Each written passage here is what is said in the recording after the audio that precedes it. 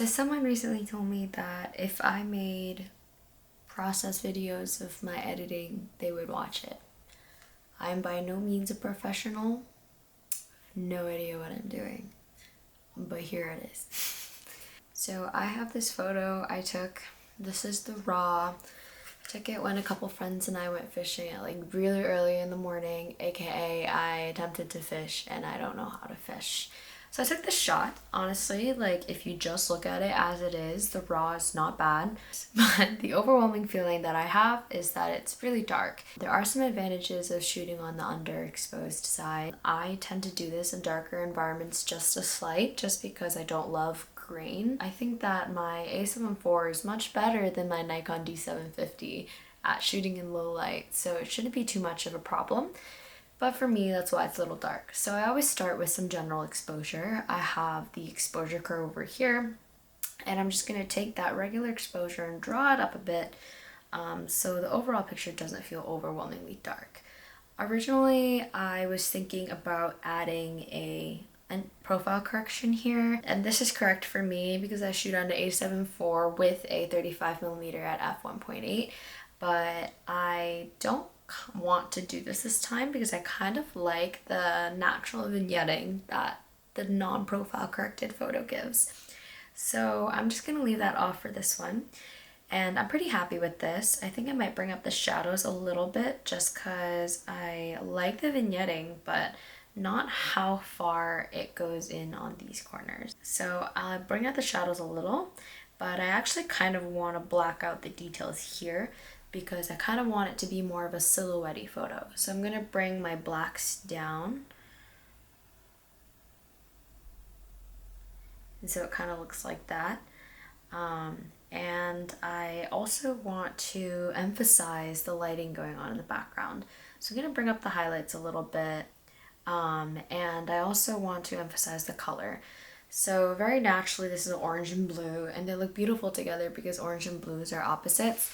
But sometimes I like to play with the blue being a little bit more on the teal side. It feels a little bit artistic, a little bit nostalgic. So I'm just gonna bring my blues a little bit down. You can kind of see how those mesh a little bit differently.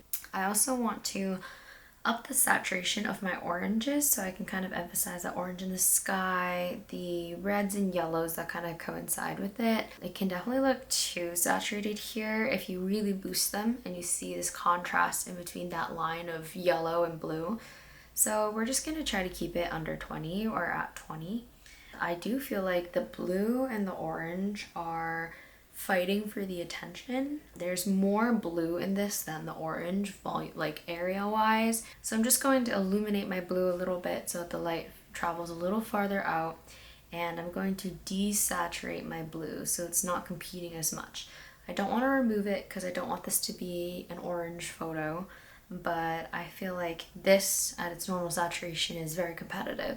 So I'm just going to desaturate a little bit so we can focus a little bit more on these oranges. I don't love how dominant the yellow is over the orange, so I might actually shift my hue of yellows towards my oranges, kind of like this, and not too much. I still want some orange tints, and by boosting the orange down a little bit, we also have more of the reds. But now that my orange is a little more red, I kind of feel like the blue is becoming blue again, so I'm just gonna jump my blues down a little bit more to that teal. As you can see, if you zoom in, it is a very grainy photo. So I'm just gonna decrease the texture here. It's not a perfect way of denoising things, but you can kind of see here, as we increase our texture, we kind of increase the pronunciation of the grain. If we wanted this to be like a filmy photo, honestly, like that could be a vibe, but we also don't want to be able to see these details. So we're going to keep the curve as was and not have a high texture. So I'm going to bring this texture down. And that actually makes the sky a little more buttery than it was before. But I don't want the outline to also be too buttery on the bicycle, so we'll increase the clarity. Colors are a little bit more pronounced, maybe bring up my vibrance a slight as well.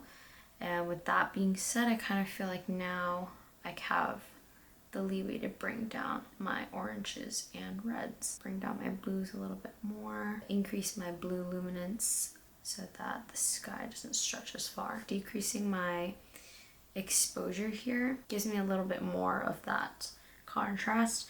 And I don't like that I can see the little details of the wheel here because I'm trying to remove it. So I'm just going to add a mask here, very easy radial mask, and just bring that contrast down a little bit. You can kind of see how much detail we've lost through this like shadow clipping. The blue kind of shows where you've lost detail because the image is so dark.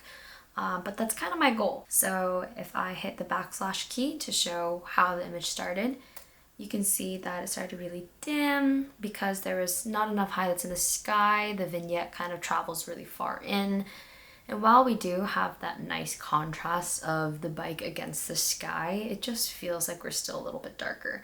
So we boosted our exposure, we kind of changed the hue of the blue to more of an aqua, and now after we have something like this. So that was kind of like an easy edit, just an object. There's no details of a person's face or details of their hair or cropping out distractions from the background. Hopefully that inspired some people. Not sure that it did. These are all the final edits that we had. So this is my exposure, colors. We didn't use our profile corrections, no transformations. Hopefully that helped.